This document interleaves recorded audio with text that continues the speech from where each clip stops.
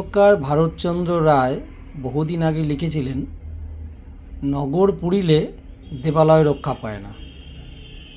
আর ঠিক তারপরেই বহু পরে কবি সুধীন্দ্রনাথ আমাদেরকে একটা সতর্ক বার্তা দিয়ে লিখেছিলেন, অন্ধ হলে কি প্রলয় বন্ধ থাকে।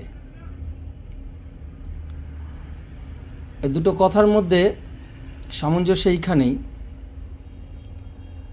এই যে ধরুন, কলকাতায় মেঘভাঙা বৃষ্টি হলো, তারপরে উত্তরবঙ্গে অতিবর্ষণ ভারী বৃষ্টি হওয়ার ফলে যে ধস ও বন্যা পরিস্থিতি তৈরি হলো, এর সঙ্গে লিঙ্ক আছে আমাদের শহরে মোটামুটি শারদীয়া উৎসবের শেষে কার্নিভাল হলো। এই সব মিলিয়ে মিশিয়ে এই কথা দুটির মধ্যে, বাক্য দুটির মধ্যে অদ্ভুত মিল আছে। যেমন ধরুন, কালকের বন্যায় গত 2-3 দিন ধরে আমরা যে সমস্ত ছবিগুলো আসছে আমরা দেখছি, তাতে দেখা যাচ্ছে নদীবক্ষের ওপর দিয়ে যখন জল প্রবাহ হচ্ছে, জলের মানে অতিরিক্ত জল বাহিত হচ্ছে, তখন তার মধ্যে দিয়ে প্রচুর কাঠ বয়ে যাচ্ছে। তার মানে এর থেকে বোঝা যায় প্রচুর কাঠ কোথাও কেটে, গাছ কেটে সেই কাঠগুলোকে জঙ্গলে রাখা হয়েছিল। সেই কাঠ নদীর জল, উপরিক্ত জল হওয়ার জন্য সেই কাঠ ভেসে যাচ্ছে।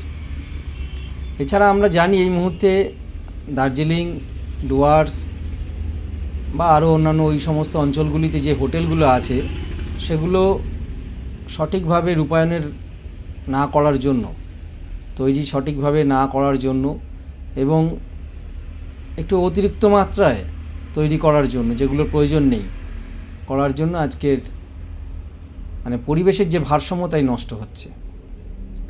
সাথে সাথে দেখবেন হোটেলগুলোতে আজকাল ফ্যান, এসি ইত্যাদি লাগছে, যেগুলো ওই অঞ্চলে আগে কোনো সময় লাগতো না। তাই যাই হোক, মানে পরিবেশের যে ভারসাম্য, তাকে আমরা সঠিকভাবে রক্ষা করতে পারছি না আমাদের অপরিকল্পিত উন্নয়নের জন্য।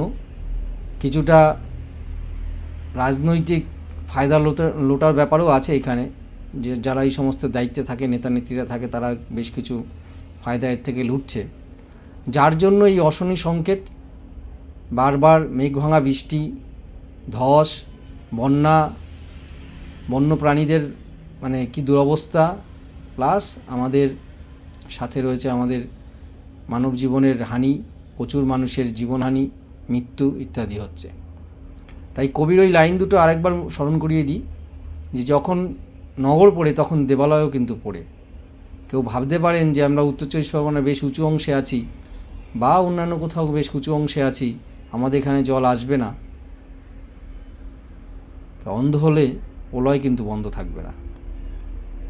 তাই এখন থেকেই আমাদেরকে সমাজের প্রতি দায়বদ্ধতা দেখিয়ে সতর্ক হওয়ার সময় এসেছে।